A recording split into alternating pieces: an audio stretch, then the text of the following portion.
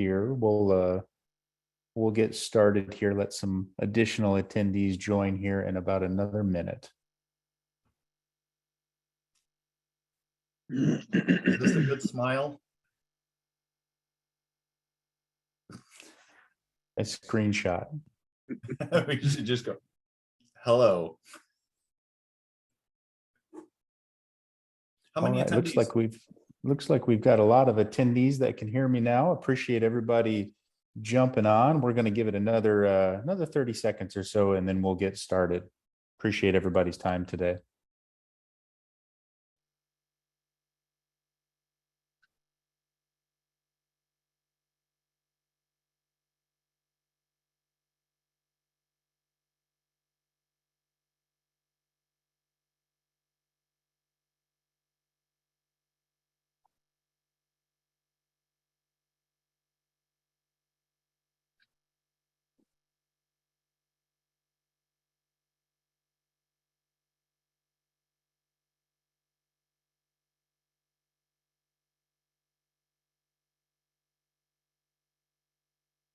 All right, we are 1 minute after, and we've got a lot to cover today. Appreciate everybody jumping on and spending some time with us today. This is the inaugural Attenitve.ai Fuel Up Series webinar today. So appreciate everybody's time. The topic for today's conversation is mastering outdoor services sales. Learn from the best in the business. So I'm building it up, John, Bobby. You guys are labeled as best in the business today. So appreciate your time and jumping in. And I'm looking forward to a great conversation over the next 60 minutes. Just a couple things before we do introductions here. Just want to make sure everybody kind of knows the agenda for today. So we're going to do a few introductions with our panelists, and then we're going to spend a good amount of our time really talking through what makes a mastery of the outdoor service and sales industry. And then we're going to take some questions and answers at the end. At the bottom of your screen, bottom right, just to the right side of that record button, there's a Q&A button. You can actually drop into that Q&A chat and enter questions as we go. We're not going to be answering them in the middle for the sake of time, but on the back side of our conversation today, I'll facilitate some Q&A, and we'll get some great feedback from John and Bobby as we go. Awesome. So to kick us off, John, I'll ask you to introduce yourself first, kind of give some context for the industry and your past, and then Bobby, we'll kick it over to you. Great. Excellent. I have a brief 45-minute introduction to me, all about me. Anyways, yeah, John Dougherty, been involved in the green industry for over 20 years, pretty much plant nerd, if anybody knows me, arborist, horticultural professional, landscape contractor, all that stuff. Also hold my CAM license because I work in that side of the field also. Had the privilege of working at Juniper for 5 years during a lot of heavy growth, working underneath Brandon Duke and Dan DeMont, two people that allowed me to have a crazy vision of building a sales team and marketing team. Without those two guys, none of that would have been possible. And I'm happy to be here and hopefully share some insights for people. Awesome. Thank you, John. Appreciate that intro. Bobby, how about you? Yes, I appreciate you guys reaching out to me and asking me to join, just a couple of days ago. So I appreciate the opportunity. My name is Bobby DiMattina. I am the owner and CEO of a company called Line Design Solutions in South Florida. We're in the parking lot construction business, so we understand a lot of outdoor challenges and different processes that take place. I'm a serial entrepreneur. I've been in other businesses, jewelry business, tech business, and now I'm in the construction business. So I'm looking forward to being on the panel today and offering as much insight as I possibly can. I appreciate the opportunity. Awesome. Thank you, Bobby. And just real brief introduction for those who don't know me. My name is Shawn Prince. Spent the past 20 years in the landscape, snow, and facility management industry, and now I'm the head of business development here at Attenitve.ai. So, John, Bobby, very thankful for you being on today, and looking forward to pull out some great knowledge so we can share with our attendees today. Really, we're gonna follow a pretty, I guess, pragmatic flow here from sales process perspective. Really, we want to start out by talking about driving pipeline generation and some techniques behind that for really consistent sales growth. I think that's the bread and butter for any business that's looking to grow, is that consistency factor when you're growing sales. So John, maybe I'm going to kick it over to you here. I guess first question I have for you is, how do you effectively look for new opportunities? What channels are at play here in the outdoor services space? Maybe just give us a little bit of color from your perspective there. Yeah, for me, being in the industry over 20 years, a big part of mine was always references, and references were always a very high success rate for us, right? So you have to have that as a pretty good portion of it, finding those clients that, already believe in your services, that may have other people that could benefit from them. Also, in my industry, especially heavy on the HOA end, association managers have other opportunities. They may move to other companies, or a lot of them stay in the industry for quite a while and end up getting promotions. So it was always kind of utilizing that. Other thing, happy hours, since I'm in Central Florida, not as much golf as in Southwest Florida. When I was in Southwest Florida, it was golf all the time. I was much tanner, but now I'm much happier because I get to do happy hours more, and experiences. One things I found is I'm obviously pretty passionate about whiskey. Anybody that knows me, I've hosted whiskey tasting things for my clients to actually share part of what I enjoy, because that authenticity is really what comes through. Trade shows, selective. All I'll say is I don't think you have to be at every one. There was a company up here years ago. They did no trade shows, no nothing, and did really good work, and they did really, really well. We kind of, I believe more in less trade shows, but if you do a trade show, go there to win. I always like taking clients to like the landscape trade show for the industry, so they could see like how big our industry is and how vast it is and all the cool trees and stuff like that. If you have some large clients, my number one thing I did, because I do love educating and I'm kind of a chatty Cathy. You've already caught on to that. Anybody who knows me knows I'm a chatty Cathy. But like CEU classes, the DBPRs, CAMs need to have their continuing education units. I love building classes for that, teaching classes. That's one thing Juniper allowed me to spend the time to do and spend the money before there was any real proof that this helped us at all. And it's one thing I was really appreciative from.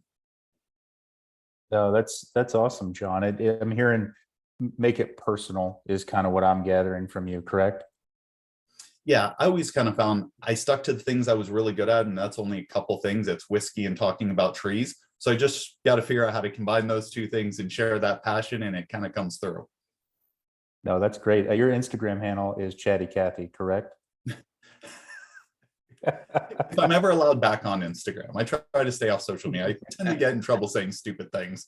Right, or maybe not, right? No, that's great feedback there, John. I guess, Bobby, we get these leads and we have these conversations with potential clients, but really want to talk about lead nurturing here. So what are your thoughts on best practices for really following up and nurturing leads to really maximize the sales potential there? You've got these opportunities. What, in your past experience, what have been some good ways to nurture those leads?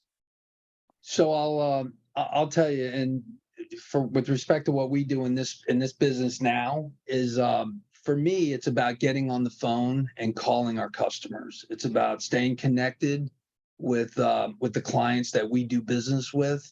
But we're very selective in terms of who we actually want to do business with. I mean, we're in the construction industry. Let's get things straight. We're in the paving industry. We're in the parking lot construction business. There's lots of site development contractors. There's paving contractors. There's general contractors. You got to decide who you really want to do business with. It's hard to do business with all of them. But I will tell you from my experience, the more that I interact with my customers, the more transparent I am, and the more honest we are about who we are and what we can actually deliver, and setting expectations up front, I find that helps in building a long-term relationship. In terms of leads, I mean, we get, and I'm going to come right back to, your product itself, if that's okay. We get probably 100 leads a day for estimating opportunities, because our business in the parking lot construction and striping space, pavement marking space, whether it's paint or thermoplastic, is a very unique business. So we, for example, we probably turn away 90 leads, 90 opportunities to estimate jobs every day. We just can't get to all of them. I would say speed to market, speed of response and estimating, turnaround time increases what we call hit rate. And I will tell you that using your product has helped us get to market much faster than we typically would have in the past. So speed to market increases hit rate, following up with your customer, communicating effectively with them and being totally transparent is a big deal. That's great feedback, Bobby. It seems like being in the industry for a long time, every day that goes by, every week and month, the expectations for turnaround time go up. So we'll talk a little bit more about speed and how that integrates into the sales process a little bit further, but I think that's great context. John, any additional thoughts there on nurturing those leads that you kick up from your whiskey tastings or things like that? Yeah, and really to what Bobby was saying there, if you have a target client, it's knowing who that is and treating them like they are your number one customer, right? Even though they're just a prospect at that point, because if you want them to be your number one customer, you kind of have to treat them like that. But then when you do get into that, increasing that hit rate, be truly interested in solving their problem. At the end of the day, listening to what their problem is and being interested in solving that. And sometimes you just might be a resource for a while to help them answer questions. But if you're that resource long enough, you'll be the guy that's seen as a professional in that industry. Yeah, that's great. I look at our industry, it's, the outdoor services space, from paving and striping to landscape and snow to pest control to general construction. It's a big industry and it's a vast industry, but it's very, very tight knit and everybody knows everybody. So being able to have that personal aspect of it, and then the trust, and kind of wrap that in speed, I think are three really good components we teased out there for nurturing leads. John, maybe I want to get your perspective here. Just like we talked about this fast-paced world, but how do you leverage different tools to increase visibility, generate leads, and really close more sales? So any thoughts there from selling in a fast-paced world? Yeah, so one of the things that I like to do, and it starts with my schedule, was time blocking. Like I would take time blocks in which I would work on certain things, whether that was working on support systems for my sales team, because really when you talk about tools, giving your sales team the tools they need, making sure they understand how to use them. At my time at Leland Management, the one thing I saw is you could have great managers, but if you build, systems behind them for support, they become outstanding managers. And it's one thing that I took from them is building those support systems. The other thing is, how do you do startups better? Are you utilizing technology, whether it's drones, things like that?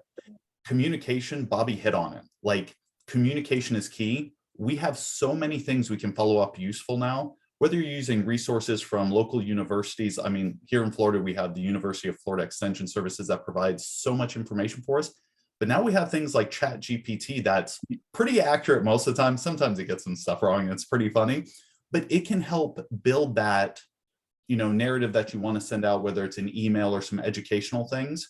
But it really gets you from 0 to 1, right? It's not going to really take you from 1 to 10. That's to you. But it's so much easier to start and fix something if it's already kind of started on there. And really, it's the fundamentals. To me, it's, hey, we bid this job last year. Are you following up 90 days before your past bid to see if they're coming out for bid next year? And being prepared. The one thing is being the most prepared for that. Like if you're going to bid a job, and I like what Bobby does, 90% of their jobs they're turning away because you want to put all that effort into those jobs. Yeah, that's great. And I think that might bring us to our last point here on this section. And personally, I think this is probably one of the most important stages in our sales process in the industry, is qualifying. To your mention, Bobby, you're 9 times out of 10, you're not necessarily bidding on it. Sometimes it's a bandwidth issue. Sometimes it's not qualified. So maybe if you could take a minute and just kind of talk through, like, if you have a framework or specific bullets that you look for and you coach your team up on how to just qualify a job. Is it worth our time to go forward and spend time with the customer here? Yeah, and look, I've been in business a long time. I've been in different sales environments, through tech or through outdoor services, and now the construction industry. And John mentioned it. I've had sales organizations in the past where I was really critical on what was in the toolbox. And I think that you got to show up to a customer, whether it's a phone call or it's a physical site visit. You got to have that toolbox, has to have everything in it. I mean, you got to be prepared. You have to plan well. You have to know what what you're going to communicate about, what the topics are. So, I mean, to me, again, it's about being really, really prepared, well prepared, so you can deliver the right message. I'll tell you that in our business, which I still think is totally archaic for some reason, is that I get 50 phone calls a day or 100 emails a day about just simply estimating. And to me, I don't know any company that has the resources to just estimate every opportunity to just estimate. I pick up the phone and I say, okay, look, I'd love to take the time to estimate your job. Where are you? I'm in North Carolina. Okay, well, we don't do business in North Carolina. And I know you're bidding a job in South Florida. Have you ever done work in South Florida? Are you just, are we throwing a large net? I mean, so I look at that process, the way estimators interact with contractors, as it's like, it's just a constant, it's like a boiler room type operation. And I sometimes will pick up the phone and say, look, we don't just estimate jobs. We want to know, have you been awarded the job? And if you've been awarded the job, I'm more likely going to want to estimate that job and give, put our best foot forward than just chasing, the net where we're hoping we're going to catch one or two. I mean, there's just not enough resources in a day to handle it. So to me, it's picking up the phone, qualifying where they're located, what they're estimating. Does it fit in our wheelhouse? Doesn't it? I get calls all day and emails, like I said, all day long, and it's hard to sort through all of them. Sometimes I literally just sit here and hit delete, delete, delete, delete, delete, delete, delete. I just got to get them out of my inbox. Otherwise, they drive me nuts to figure out who we really want to do business with and who wants to do business with us, or are they just looking for a number? Because that's a big deal in our business. Everybody's just looking for a number. And we try to figure out how to get away from that. Yeah, that's great context, Bobby. And I agree, right? One of the most valuable qualification questions that I think was ever, I guess, presented to me younger in my career was, what's the reason to change what you're doing now? Just a simple question, right? That, if there is no reason, well, then we dive deeper and try to find out why we're actually having the conversation. Are we just a third bid? Are we just a fifth bid?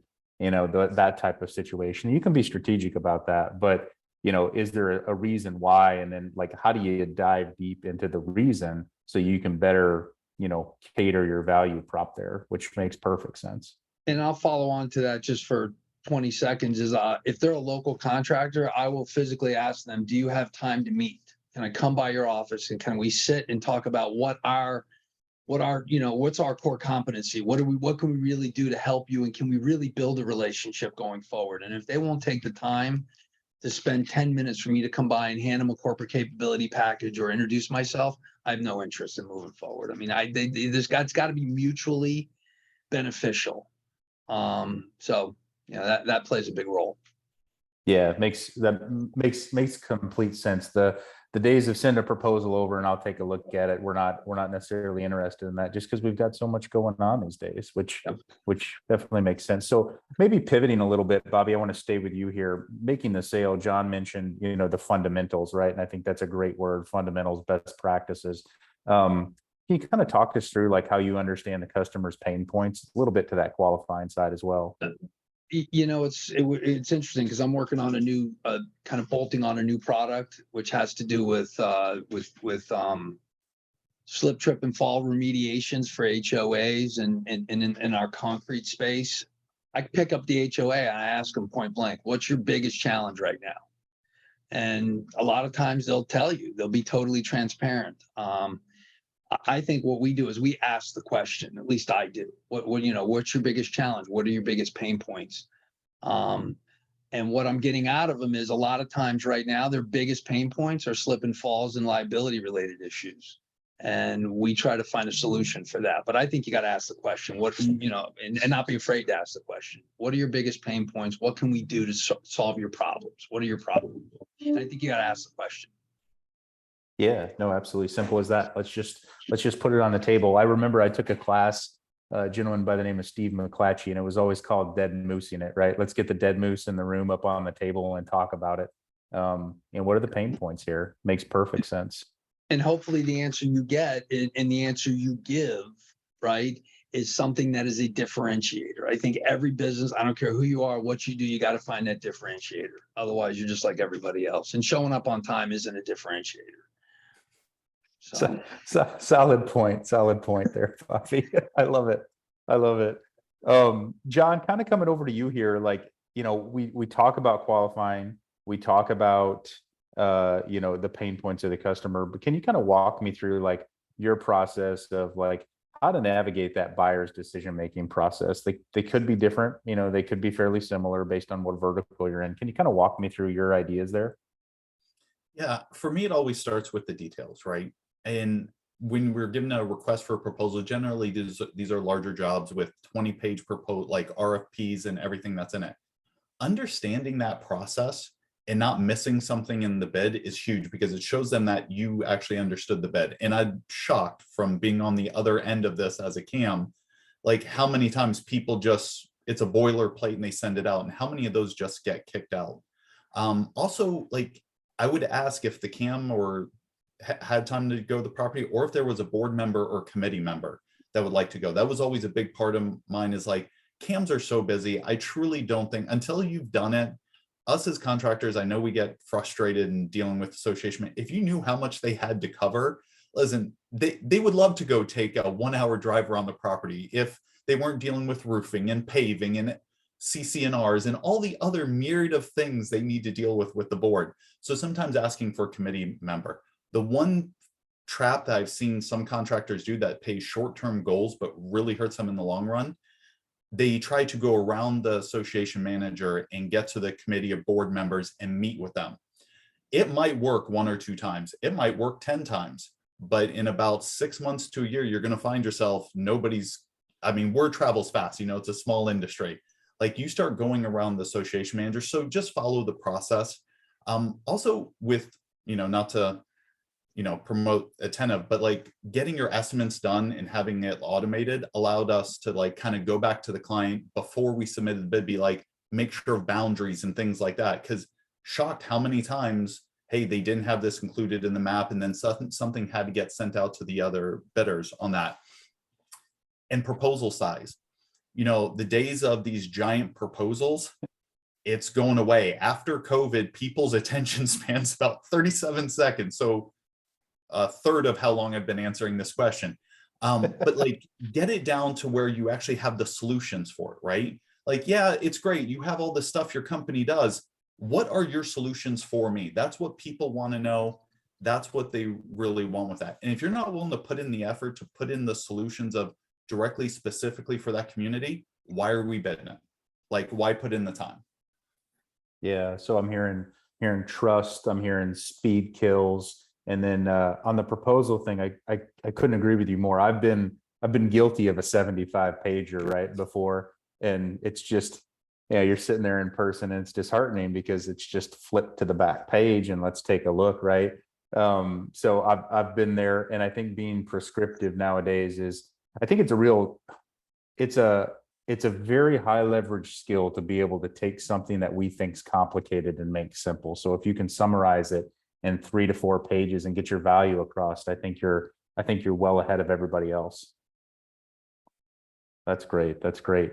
Bobby, when we're talking about making the sale, budgeting and value engineering are a really important piece of that process. Can you kind of walk me through how you view maybe asking for a budget, working with a budget with a potential customer, and then, what a value engineering conversation might look like in your world? I mean, in the paving industry in general, parking lot construction, HOAs, disheartening or not, I have found that the closer relationship you have with them, the more information they're going to reveal. Look, they all have to get 3 bids. That's pretty standard in the industry. Again, what I think it's all about defining our differentiator. And then we're less focused on budget. We are not the cheapest player in the industry. And in fact, we get a lot of pushback from some of our clients about our pricing. However, they also understand that we have we build value through our certified business entity with Broward County and Palm Beach County through our, there's certain specific qualifications that we have that contractors have no choice. They have to hire a certain percentage of small business entities.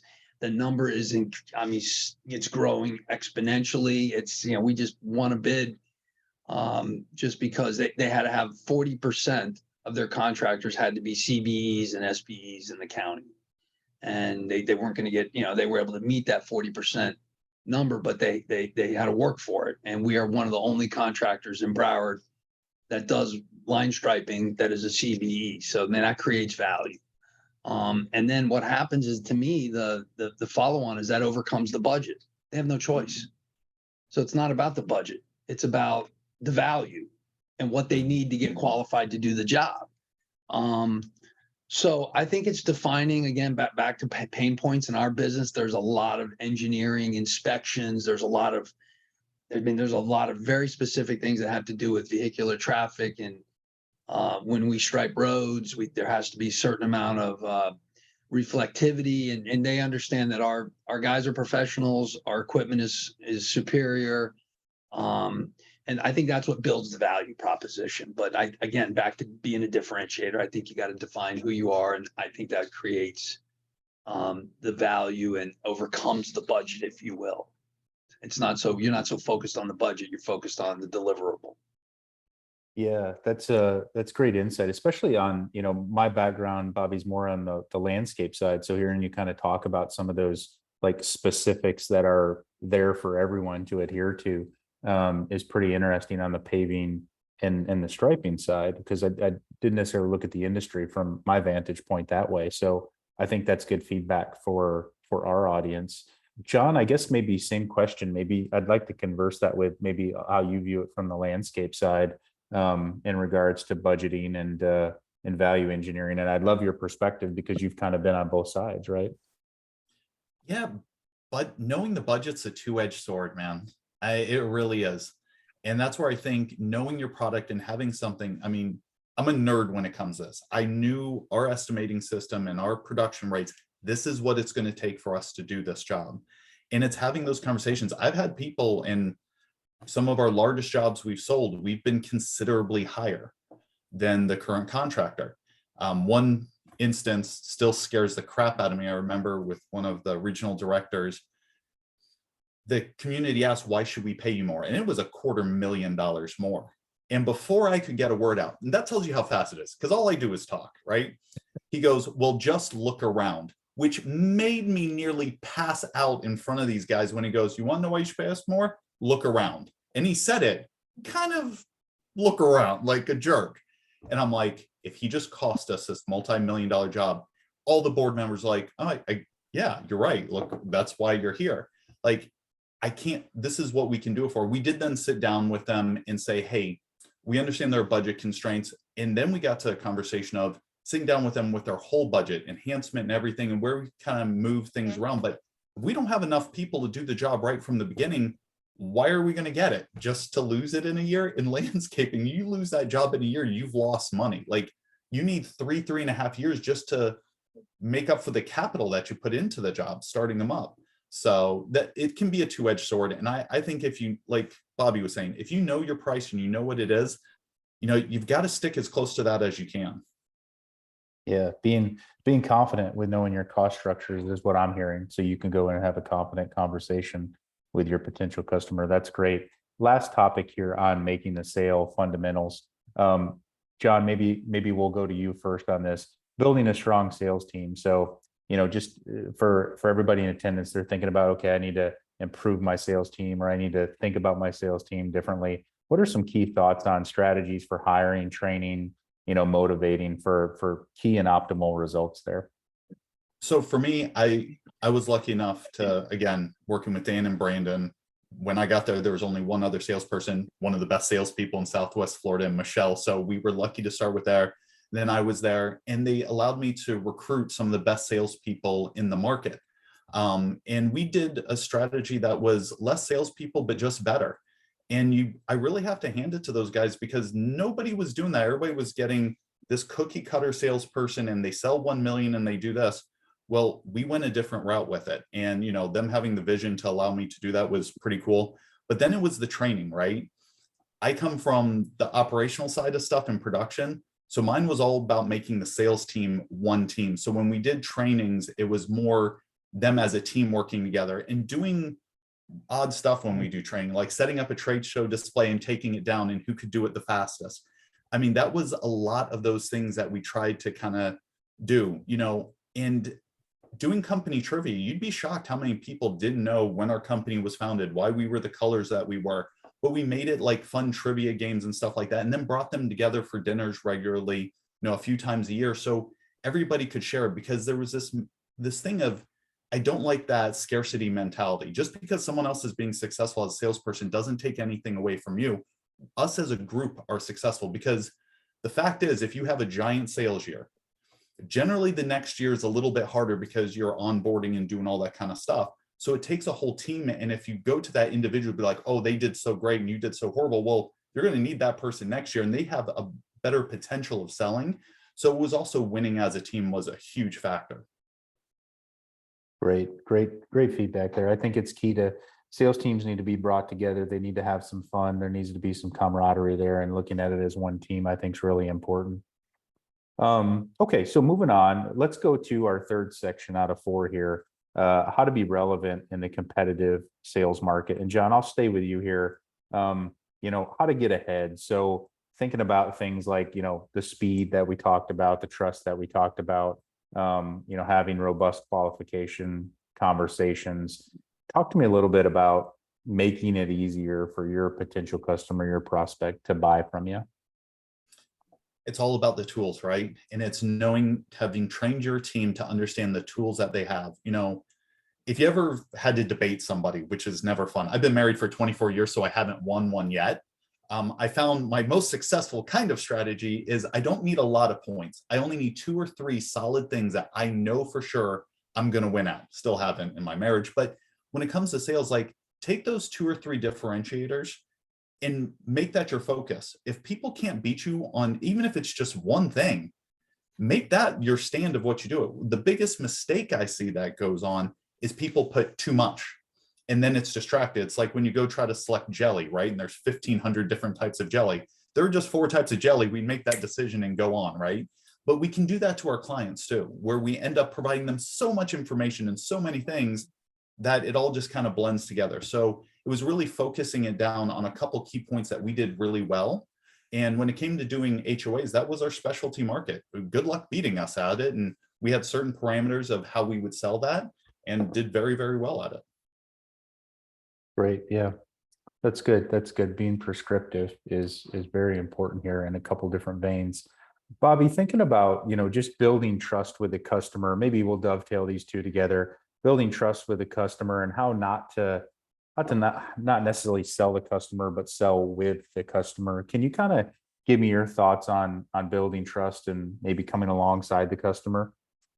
I mean, there's 2 key words, trust is one and transparency is the other.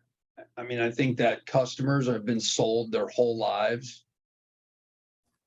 From my opinion, and where I've had success is just building relationships with the customers and being completely transparent. I can't sleep well at night if my customer doesn't understand the challenges, and I'm not totally transparent with what the expectation is. I mean, look, we go out and I even work with my actual customers, and my customers are the paving contractors, the general contractors, because we come in at the end of the job for the most part. And a lot of times customers will come out, walk the property, and they'll ask me questions about the seal code or the paving job or other things that we have nothing to do with. And again, I try to be totally transparent no matter what it is, because at the end of the day, you got to set a certain expectation with a customer. And so they understand the challenges and what the expectation is, but it's all about trust and transparency. And I think I've been successful in my career, no matter what business I'm involved with or have started.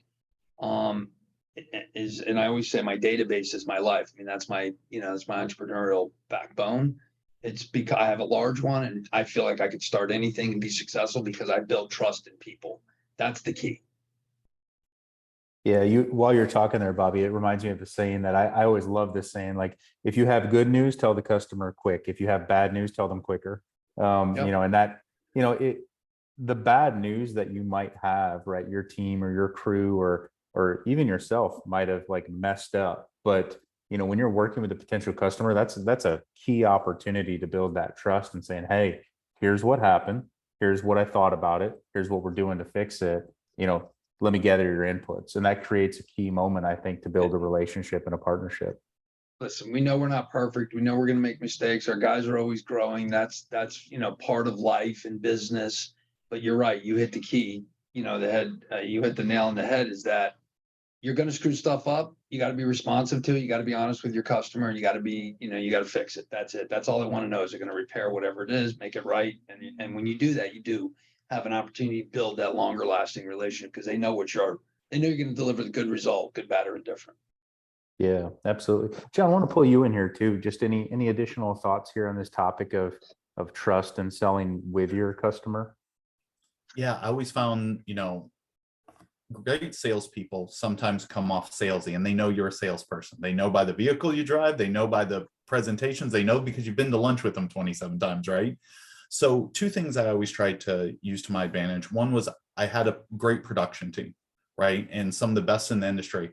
And I would bring them to sales presentations. One of my favorite things that would happen is I'd say something and I would look across the way and the regional manager would look at me and be like, well, here's how it really works. Like, that sounds great in a perfect world, John, but here's how it's going to work. That brought more trust with our customers than anything else. Because what I said sounded good, but he would tweak it. It'll be like, well, there are some things that could cause this. But that honesty is what really sold a lot of those jobs. The other thing is being there. So having covered most of the state when I was in that position, like there would be times we were selling large jobs where I would stay 3 or 4 days in the area, and whoever I was working with, was a board or committee member or manager, I would be popping in almost every single day while we're bidding that job and getting it together. So it gave that local feel, right? Because that's really what you want to do. You can't pop in, do a meeting, be like, oh, we're going to be here because we're the local company. Well, you better pop in more than once. You better be like, hey, you want to grab lunch? Things like that, where you are constantly being seen on the property, especially for those really large beds. I'm shocked how many salespeople I'd see pop in, do the pre-bid. Nobody had ever seen them again until they dropped off the bid. I was like, you might want to put a little bit more into that part of the relationship, so there is that trust. Yeah, I think there's I forget the exact wording here, but the amount of meetings that you have between your initial discovery and contract closing, are in comparison to your close percentage, right? The more touch points you have. And it's interesting, you mentioned, having your production or operations team involved there. I think that's maybe let's spend a couple seconds there from my perspective. I had an operational partner in a past life that we would go into meetings, and I would handle a lot of the conversation, and then I'd see him looking over at the operations guy, right? And like, is this guy telling me the truth? And he had a line that he would always say, just, Shawn's the promise maker, I'm the promise keeper, and that's why we're here together. So I always thought that was really powerful, to bring your operations team into it, and almost make it feel like it's the operational team's win, because it truly is. But from onboarding, which is a real critical piece of like the customer retention journey, that helps that. And then it also drives ownership across all sales and operations functions, not just, hey, I got this deal done, now it's your guys' time to worry about it.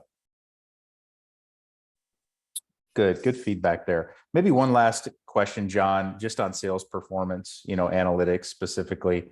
Want to just get a little bit of feedback from you on using data to track and analyze your sales performance. So just any thoughts there on implementing that as part of a sales strategy? Yeah, having that data is crucial. What part it is in the process, what percentage it is, knowing your close rates, and then applying it to that so you can forecast properly, so you can get your equipment lined up and everything else, and making sure the salespeople understand that. That was always difficult, because sometimes they didn't understand. The key to success is knowing how much we're going to bring in, because you can't get a truck and trailer and all the equipment in 10 days notice. It's just, no matter how big you are, it's not going to happen. Especially we saw what happened in COVID, and the limited equipment stuff. The way I kind of handled that is different than most. Is I would hold once a month one-on-one meetings with each salesperson, and I would go through literally, whether it was Salesforce or whatnot, every single opportunity. We'd move them together, discuss the opportunities. And I found doing it one-on-one with the salespeople made it so much better on the aspect. I got deeper information and could really tell where we were going. And I just got a much clearer picture. Sometimes when you have 8-10 people in a room and you're talking about all these sales goals, sometimes you don't get the full picture. And I always wanted to have like, where are we really going? I mean, is this an opportunity that is going to close?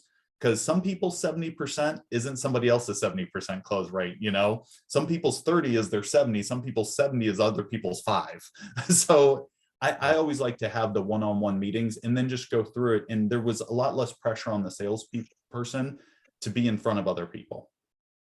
Yeah, I think that's great feedback. And it can be such a subjective thing when you're looking at analytics, because, I don't want to necessarily know how a salesperson feels about a deal. Most of the time they feel great about it, right? But what are the key gates in that process that they've passed so you can be more qualitative about it, essentially?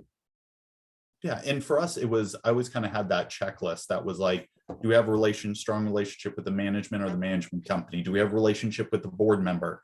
Was the incumbent invited to bid as a courtesy, or are they true bidding it? Because if they're really bidding it as the incumbent, our chances drop dramatically at that point. And, do they have problems to solve? If the incumbent was invited to bid and you show up and that property's tight, it might just be a courtesy bid and might be something to ask the customer to be like, hey, listen, everything looks good here. And if they don't really have anything bad to say about the contract, be like, hey, I'm happy to provide you a courtesy bid if that's what you need, because it seems they're doing a pretty good job. You like them and the place looks good.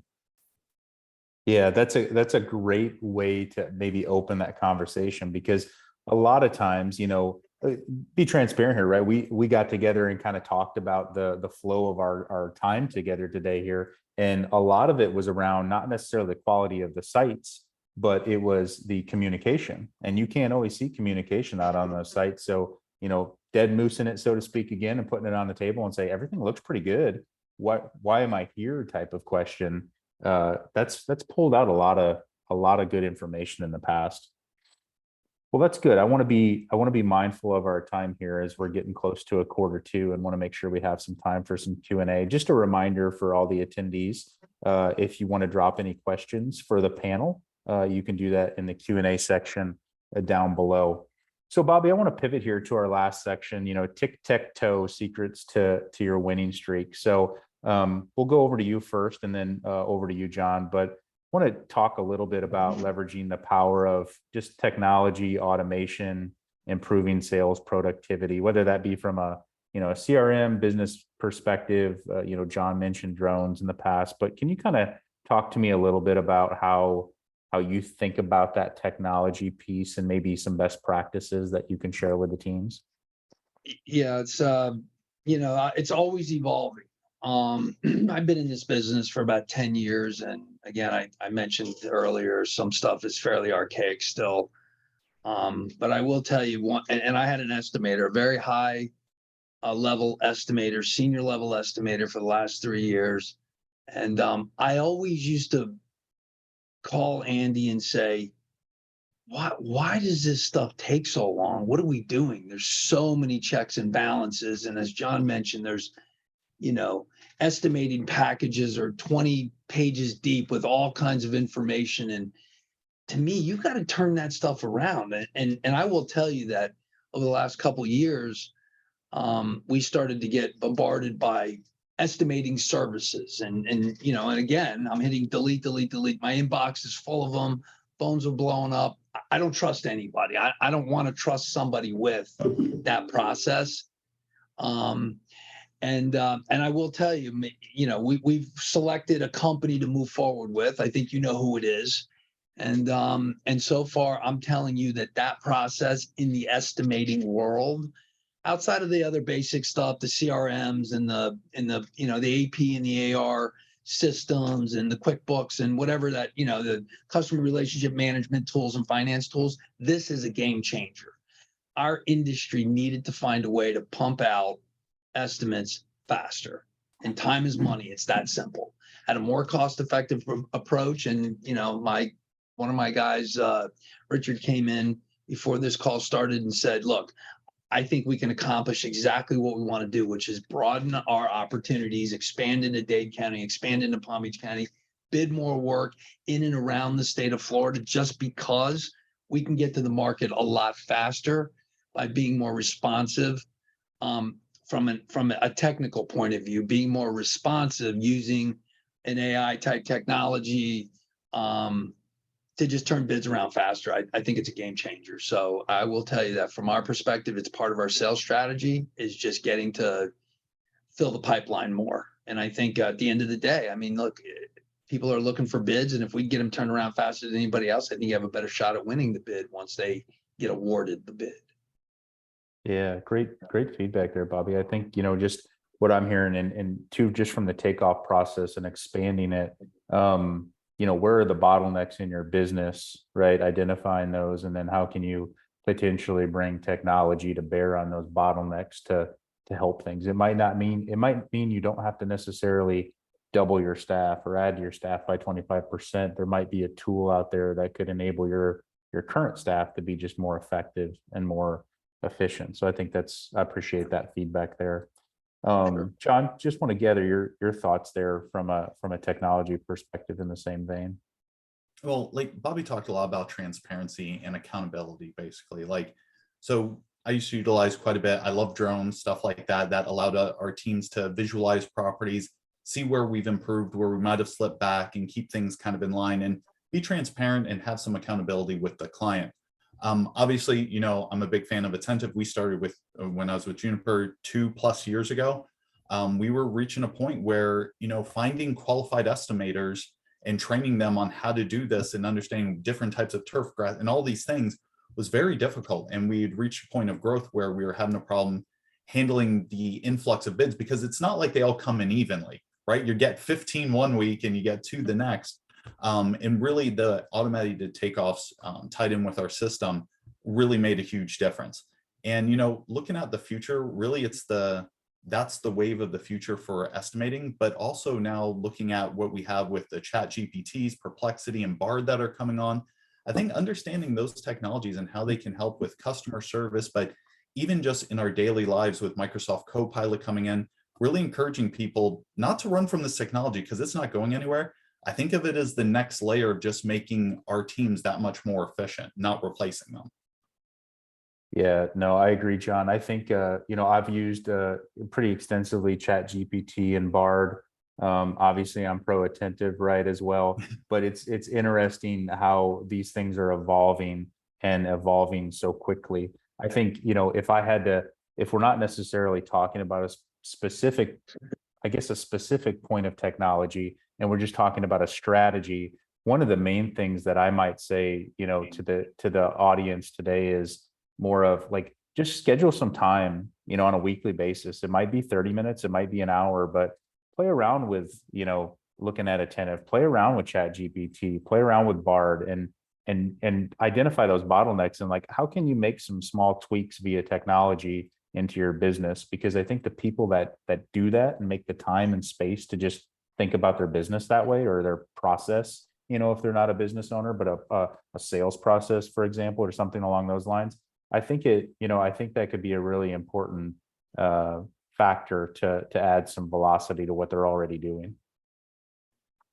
Awesome, great. So appreciate everybody's time. I want to make sure we've got enough time for Q&A here. So really just wanted to walk through you know, a little bit just more about Attentive from, you know, John and Bobby's comments here. So let's go to the next slide. Just want to show a couple things here in relation to Attentive. So the idea here, you know, we're talking a little bit about technology and Attenitve.ai. Our auto measure platform really automates site measurements for you, and it does it across landscape, paving, and snow removal as well. On the next slide here, we also have a little bit newer feature, been around for a little bit, but also the blueprint takeoff side of things. So, you know, that can support landscaping, irrigation plans, and paving, and really has a similar user experience to our aerial side, if you've been familiar with that. Very similar user interface, very simple, but can come to bear on automation and AI machine learning on the actual blueprints as well. So it can speed up both sides of your process. A lot of times aerial is used for the maintenance side of the business and landscaping and paving and snow. And then the blueprints are used more on, the construction side of the business, or if you've got a bid that you need to create and provide some budget guidance for, and they only have the plans and it's not built yet, it's a good tool for that as well. Moving forward here, want to just cover this. Really, it's a really simple process. You can automate with 3 simple steps. So step 1, enter your property address. This is a screenshot of what you'll see when you get on Attentive. So step 1, enter your property address. Step 2, define your lot boundary. So that blue line comes up based on tax boundaries, and you can simply adjust that based on what the lot boundary of your property is. And then moving to step 3, you hit proceed. And this is a quick look of your output on the platform. From the platform perspective, you've got your measurements on the right-hand side and a fully measured out and marked up map for your takeoff from the aerial side. And I think the next slide here, we've got just some output formats, shareable output formats. You can do a shareable link. You can export to a PDF file. An Excel file is really good for building your estimates. And then you've got a number of images in your export for your JPG files as well. All right, so before we get to Q&As here, a little contact information. You can certainly call that number and reach out to us here at Attentive. You can email sales@attentive.ai, or you can scan that little QR code there, and that'll take you to be able to set up some time to book with Attentive to talk a little bit more about adding some velocity to your sales process and automating your measurements as well. All right, so want to move to Q&A here. Appreciate everybody entering some questions in there, and as we went through that. So I'm going to facilitate that. Are you ready for a speed round, Bobby and John? Sure. All right. So John, first question is to you, specifically addressed to you. So I have a landscaping and lawn maintenance company in Central Florida. Do you think becoming a member of BOMA would be worthwhile for promoting my business? So, I mean, I like BOMA.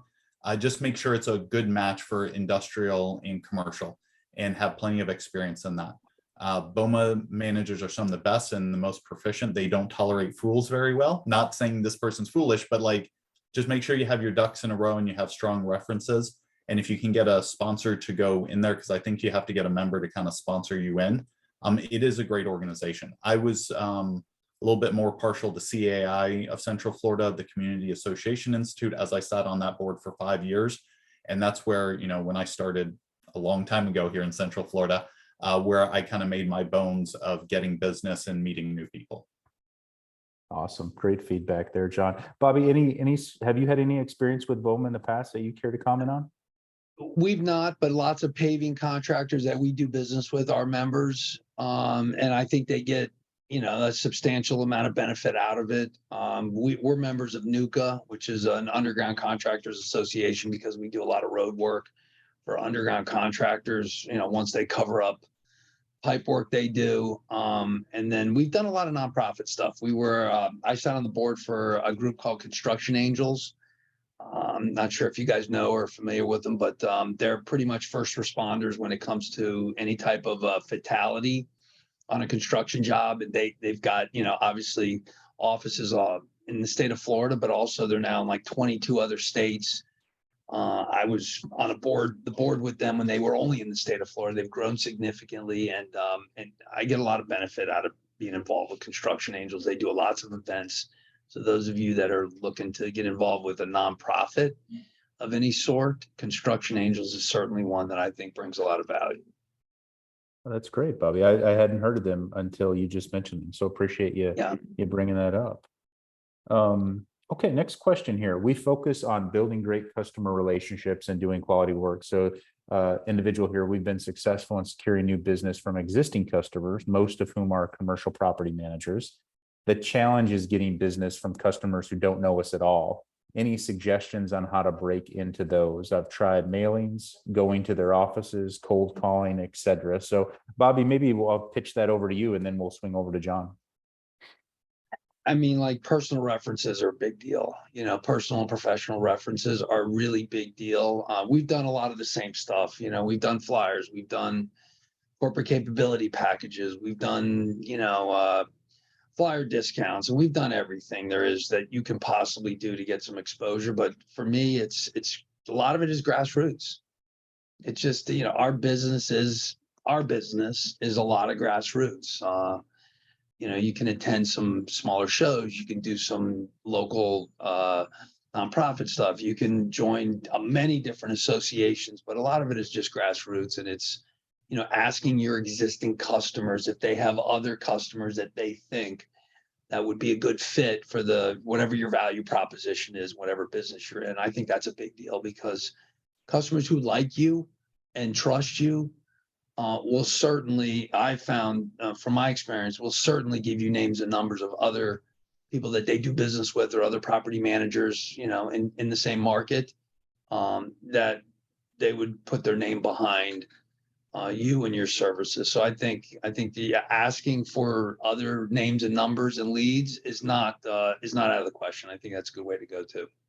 Yeah, I always like to say, and like I'm full of sayings today, right? I don't know why, but I think if you think, okay, if I don't ask, the answer is always no. And I think we underestimate how much people want to help, right? When somebody asks you a question like, hey, could you help me with this? Like most people's first inclination is to, yeah, let me see what I can do here. So I think that's great feedback. What about your perspective, John? Yeah, I mean, if you have great relationships with your current clients, it's asking them if there's any associations that do, after hours events, things like that, that other people from other companies might attend. It's also, being on the CAM side of the world, we've all known each other for a long time, and I have a lot of friends at a lot of different management companies. It can be pretty easy to say, hey, yeah, there is this group that does education for them, sponsoring those things if they need to keep up certain licensing and stuff like that. That way you're showing, hey, we're supporting this event that helps get you education, and it helps kind of bring that social aspect into it. Great. Providing some value, right? I think you made a good point too, John, earlier in our conversation. Be you, right? People want to spend time with people that are authentic. So if you've got something that you really enjoy, bring your potential customers into that. They'll see your excitement for it, and maybe you get some excitement around it as well. All right. Feel free to answer or throw in some more Q&As there. One of our next questions is what are the red flags to look for when qualifying? So John, I'll throw this one over to you. Easy. They don't provide you any type of RFP or anything like that, and they won't meet with you. Those two right there are the number. If they won't spend time with you and they didn't prep anything for it, you shouldn't spend much time on it either. Amen. And it doesn't matter how full your funnel is or not, right? It's just, if you have that discipline to even if they don't pass your qualification test and you got nobody to talk to, don't spend your time there. Go find somebody else to talk to. Yep. Awesome. Okay. All right. So general technology question here. Bobby, your thoughts. What is the new technological, or what is a new technological innovation are you expecting, hoping for in the industry, or potentially seeing coming up? Yeah, that's a big question. I mean, quite frankly, in our business, we have been talking to a company out of Europe that is developing an autonomous, layout robot, if you will. And they came to South Florida, and they've been talking to me for a couple of years. They wanted me to do a trial here. I don't think it's the right time or the right market for it. I don't think they're far enough ahead, but I mean, I think everything at some point is going to be automated. I just think that, I think what I'm seeing is, whether it's, takeoff services, or it's, striping services, or it's, any type of AI technology. I think that's what I'm looking forward to. And I'm going to tell you why, because I mean, in my, the 30 years that I've been in business or longer, I've just seen people say, what is my biggest problem? I can go meet people all day long. I can build relationships. I can build trust. we got people problems. And it's as simple as that. You've got people problems. We have people problems. And, you know, they talk about the trade in general. I think it's tough. I think we've got to find ways to navigate around people, because I think it's, you know, whether I may not see it in my future, my kids may not see it, it's coming. So I think embracing whatever technology is out there and taking a look at it. My guys hate new technology. They don't want to get on a new machine. They don't want to use things that are lighter, more functional, more efficient. They like the old stuff, but the reality is, I think you got to embrace it. I can't tell you exactly what it is, but there's a lot coming, whether it's, you know, estimating services, takeoff services, new technology, I don't know, you know, autonomous lawn mowers for the landscaping business, and whatever it is. And we got to find ways to navigate around the people problem. Yep. No, that's well said, Bobby. Maybe one last question here, John. I'll point this over to you. You know, what, just to help the team, right there, to the people issue that Bobby mentioned, when you're looking to hire a salesperson for a sales role, what do you look for in that person? You know, top 3 things that you might look for. I mean, on my end, it was always, what relationships do they have in the area? Because I wasn't going for someone that was great on knocking on doors. I always went for the people that I respected in the industry. And I was lucky enough to work with like Susan Chapman, Jerry Ellen Parks, and, you know, Michelle Cady and Tom Sweet, people that I knew from the industry and respected. If you don't respect the salesperson, you might want to not look at bringing that person on, you know, and being organized. Salespeople aren't normally known for that. The great ones can be, and some of the great ones can be the worst at it. And really adapting to change, because everything's going to change. You know, you have some people that are very sticklers on things, but having a salesperson that can adapt to change, because the organization's going to change. Like Bobby said, technology is changing constantly, and also dealing with things are going to come up. We have people issues across everything, and being able to deal with that and realize, not freaking out and being like, well, we're not delivering a great service. Well, not this week, but next week it'll be better. Like it's a process on things. Yeah. Yeah. Life's a process. That's for sure. Awesome. Appreciate, you know, John, Bobby, I've spent a lot of time with you off camera, right? I respect both of you tremendously in your fields, and thank you for the time and value you provided today on the call. To our attendees, by all means, very appreciate you spending your lunch hour in some time zones and the morning with us and others, and taking some time. I hope that you got some value out of this conversation today. You know, we're a couple minutes over, but certainly appreciate it. We'll be having some more Fuel Up series webinars to come, so stay tuned on LinkedIn, follow our page on LinkedIn, and feel free to reach out to us at Attentive if we can be of service. Thank you so much, Bobby, John, appreciate it. I hope everybody has a great day. Adios. Thanks, man. Appreciate it, guys.